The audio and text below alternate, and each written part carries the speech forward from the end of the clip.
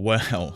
This is going to be like absolutely insane if you guys do not know what is going on. Just sit back and relax as it's going to blow all of your minds as it did when I first read the story. Like this story here is something that is extremely special to me. I first started reading it at probably, like the worst point in my short life that I've had. Sob story, I know, like who actually cares? But there was a hitman involved, so it was an extreme level that most people probably don't deal with. Anyways, enough of that. I didn't know what I wanted to do, like kind of at this point, but if it wasn't for the utter enjoyment and pure love that I felt while reading this arc, literally everything wouldn't have turned out how it has. So for me, being able to share this arc with you is really special, and I wouldn't have dreamed a few years ago that I would have been able to share one of the greatest arcs in modern manga with you all. And like, I'm being full on serious when I say this is like one of the greatest arcs in modern manga. This is on par with like the International Assassins arc from Chainsaw Man, and like it's better than a lot of the arcs that I've ever watched, so I don't really know what to compare it to. It's that freaking good.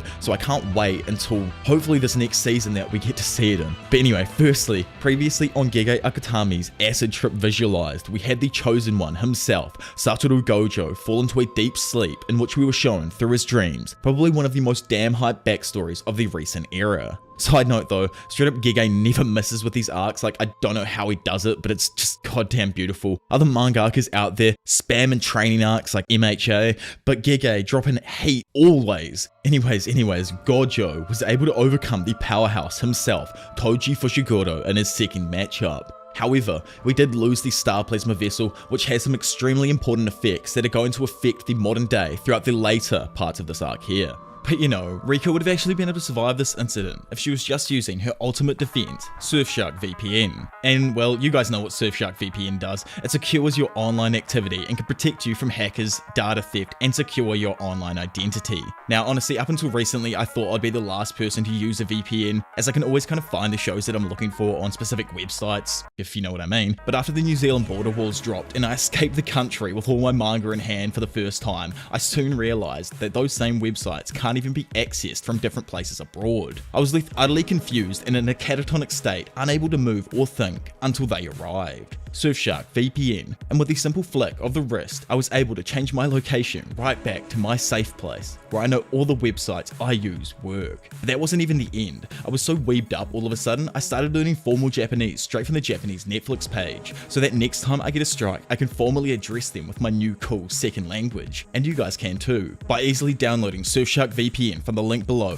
or by chucking in my beautiful code Diavolo. You get 83% off, and 3 months free on top of it. And it doesn't even stop there. No matter where you are, whether it be in the house, on the toilet, the fridge, anything, Surfshark VPN supports it all. So stop there, stop watching, go outside, touch some grass, then come back in and download Surfshark VPN. Because if you don't, who knows what might happen to your unprotected device, and especially your family's devices. Couldn't be me, man. But anyway, thank you to Surfshark VPN for sponsoring this video. So continuing, on October the 19th of 2018, Gojo is asleep when Megumi, Yuji, and Nobara arrive. Once awoken and after a small greeting, Gojo sends them to Utahime's location. There, she tells them that there are 2 moles, one of which is actually one of the Jujutsu higher-ups. Since they can't do anything about that presently, their main target is whoever is feeding information to that said higher-up. Nobara asks if the mole is someone from Kyoto, surprising Yuji. As Utahime prepares to reveal to them who it is, elsewhere, Kasumi meets with Mikamaru. She tells him that their notebooks are due today, and he replies that he is going to sleep. Back at Mikamaru's alleged hideout, Utahime informs the Tokyo first years that it has to be Kokichi due to the process of elimination. Using puppet manipulation to steal information wouldn't be difficult for someone like Mikamaru. At the same time, Kokichi prepares for his visitors. However, Yuji bursts down the door to the fake hideout, confirming to them that he's the mole. At his actual hideout, Kokichi meets with Mahito and Geto.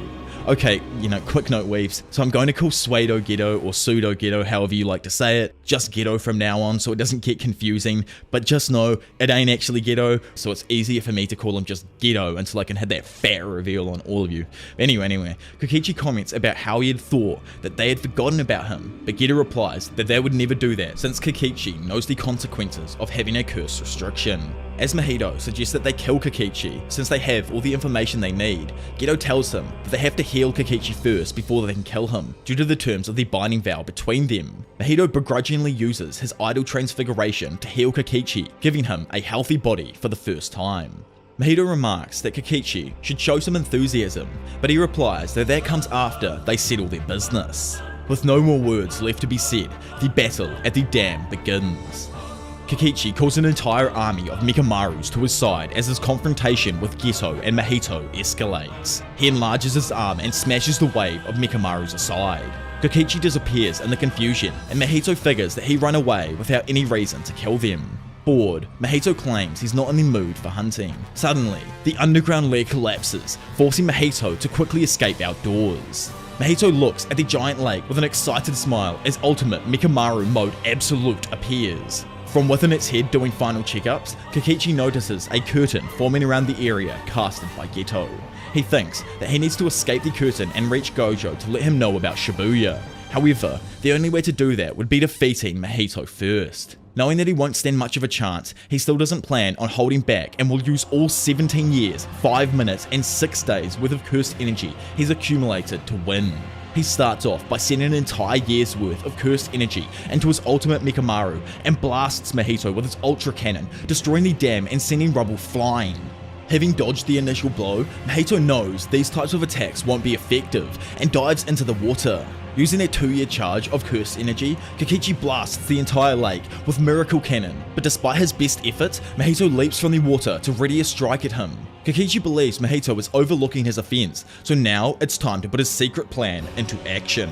Mahito extends his arm and grabs onto Mikamaru's head to accurately deliver a cursed energy infused punch, which vigorously shakes the cockpit. Inside, Kokichi inserts a small tube into one of the side panels and activates a cursed technique charge. The tip of Mikamaru's finger splits open to reveal a small cannon, which then instantly fires a spike projectile that stabs into Mahito as he's flying around. Initially, Mahito doesn't see it as a threat, but suddenly his wing explodes, leaving him open to get smacked aside by Mikamaru. Mahito crashes through several trees, confused as to how his soul was destroyed.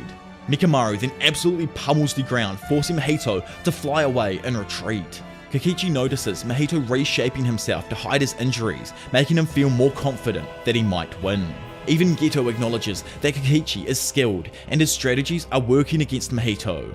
Kokichi then uses an insane 5-year charge called Pigeon Viola to send 5 cannons of cursed energy shooting at his opponents. Mahito shapeshifts and tries to avoid the beams, but he's taken by surprise when Mikamaru crushes him from above. The curse narrowly avoids getting hit, but Mikamaru follows up with another strike that sends Mahito flying back into the trees again. Confident that he'll be able to achieve his dreams, Kokichi activates another curse technique charge, reshaping Mikamaru's middle finger into a spike. However, the big bad wolf activates his domain expansion, the self-embodiment of perfection, which is just like hella clean, man. I honestly love the growth of Mahito's character throughout the story. Dude thinks he's like perfection, but he's the absolute like opposite of everything he thinks. It's so good. Idol Transfiguration automatically hits and forces Ultimate Mikamaru to collapse, appearing to signal Kokichi's demise. Confident in his automatic win strategy, Mahito turns his back to the giant cursed corpse and states Kokichi shouldn't put so much faith into a strategy. Suddenly, Mikamaru gets back up and stabs the spike on his middle finger through Mahito's back. It is explained that the cursed technique tubes contain simple domains, the domain for the weak invented in the Heian era. Out of the 4 tubes that contained it, the first failed, the second protected the cockpit from the domain, and the third appears to have finished Mahito off for good as his body seemingly explodes after being stabbed. Mikamaru roars and turns his weapon towards Geto, ready to use his remaining 9 years to finish him off. However, the cockpit abruptly explodes from the impact of Mahito's enlarged fist. Horrified, Kokichi looks through the broken window to see Mahito's deranged smile. Kokichi takes the last technique tube and desperately rushes towards Mahito in an attempt to stab him. Yet, just as the two are about to touch, it skips away to Kokichi recalling talking with Kasumi about getting to know one another better. She made a promise to come see him, but sadly, Mahito is assured that that will never happen. Mikamaru collapses for good with its pilot's blood dripping from the Titan's head. Rest in peace, Mikamaru. Obviously, Big Gege loves this character, and he literally wears the disguise in public, so I wonder if perhaps he found Kokichi to be an extremely human character, who to everyone else seemed bad, but to, us readers, we realized there was an entire level to his thoughts that no one else had even considered from the beginning. Anyways, after leaving, Geto suggests to Mahito that perhaps he was cutting it a little too close, but Mahito believes that it was all according to plan. 10 days later, we arrive at the moment you have all been waiting for, to what is the absolute creme de la crop of hands. Oh my god, I can't even right now. Nothing in JJK even compares so far to the absolute brutality that happens next. So yes, finally, on October the 31st, 2018, the record of Shibuya incident begins at 7 PM when a curtain is cast with a 400-meter radius in the middle of Shibuya City. The rules of this curtain are that non-sorcerers can enter the curtain, but they cannot exit, trapping themselves inside. Jujutsu sorcerers and managers can move through it as they please, but the reception is blocked, so all communication has to be maintained outside of the curtain. Over with our favourite manager, Kiyotaka Ijichi, he informs the Nanami team of the situation outside the curtain in the Shibuya station. Nanami expresses that the situation is quite a pain, while Ino tries to inform Megami about the curtain. Obviously, Megami already knows what a curtain and everything is, so he just completely ignores him, and Nanami ends up asking Ijichi where Gojo currently is. But meanwhile, just outside of the Shibuya City Business Center, nobody is found where the normally busy intersection is. Something terrible must have happened, and everyone would have spread out to probably the edges of the curtains. They're all asking the exact same thing.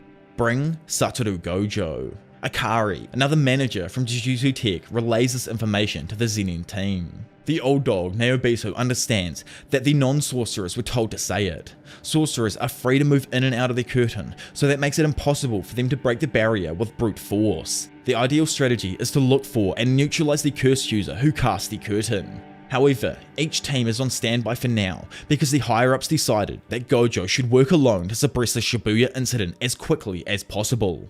Inside the curtain, the civilians dressed in their Halloween costumes all discuss the situation. At 8:31 PM, Satoru Gojo arrives inside of the curtain and makes his way inside of the Hikari Shinkyu's Shibuya shopping mall. He analyzes the situation and heads straight down to basement floor 5, the lowest level basement where the subway trains operate. At Aoyama Cemetery, the Meimei team awaits further instructions. Yuji is eager to help, and Meimei surmises they'll be called in as backup shortly. Meimei's freaking weird younger brother feels that she shouldn't be used in such a way. Okay, one sec, I just need to cut myself off here. I get it, bro, your sister is absolutely banging and stuff, but that doesn't mean you need to go all incesty. But anyway, they then get a message that another curtain has appeared along with Gojo's arrival. Because of this, Meimei's team turns and runs towards Meiji Station. Back with my dad, Satoru, he descends into the Tokyo Metro onto a specific platform I've failed to pronounce probably way too many damn times to even bother trying to say again, where he's confronted by Jogo, Hanami, and Choso. Satoru tells Jogo to not have an excuse for losing this time, and Jogo replies that the strongest sorcerer should have his first ever excuse ready. Sick burn, Jogo. Jogo hitting him with a freaking sick burn. Hanami's roots block all possible exits, but Gojo claims he wasn't going anywhere anyway. Everyone standing on the outside lanes of the platform is suddenly forced onto the tracks surrounding the 4 Jujutsu users with non-sorcerers. Satoru nonchalantly tells those around him to stand out of his way if they don't want to die. He realizes that blocking the exits created a blind spot, so he can't break through just in case there are people on the other side. Heading for Gojo, Jogo burns through several civilians and Choso attacks with slicing exorcism. Both Hanami and Jogo attack Satoru, but are instantly stopped by his infinity. They strengthen their curse energy and activate domain amplification, forcing Satoru to dodge. He surmises that they learned this technique from a curse user, as normal barriers are meant to trap their targets in a box, but domain amplification metaphorically surrounds the target with water-like curse energy. With this method, the curses can neutralize the infinity. For those who are obviously still confused, I just think of Killua and his quick as fuck reflexes when he trains the during that dark game to get his reflexes up with the electricity and shit, and he pew pew, grab it as soon as things hits his skin. That's just kind of what I think domain amplification's like in my head, but I'm probably utterly wrong. I don't know, someone let me know down below. Prior to the Shibuya incident, Geto advises his allies that Gojo is best when he's working alone. Any Jujutsu sorcerers and non-sorcerers will only restrict his movements and render him incapable of using his curse techniques. In this situation, Satoru would be forced on the defensive and even his domain expansion would harm people. So he explains that the plan is to mess around and force Gojo to think of countermeasures for a period of time until the prison realm is ready. Back in the battle, Jogo snatches somebody's head off and reminds Satoru the rules were for him to not run away. Satoru admits he was surprised and Jogo was pleased to hear a possible excuse. However, Gojo rejects this and removes his blindfold, revealing his 6 eyes. Then adding that he's only surprised because these foolish cursors believed they could use their brain to defeat him. Looking at Hanami, he points him out and says that this is their 3rd meeting and their weed is getting cut first. Without fear, Satoru walks right up to Jogo while ignoring Hanami beside him. They both move to attack, but Satoru counters Jogo's hand with his own body.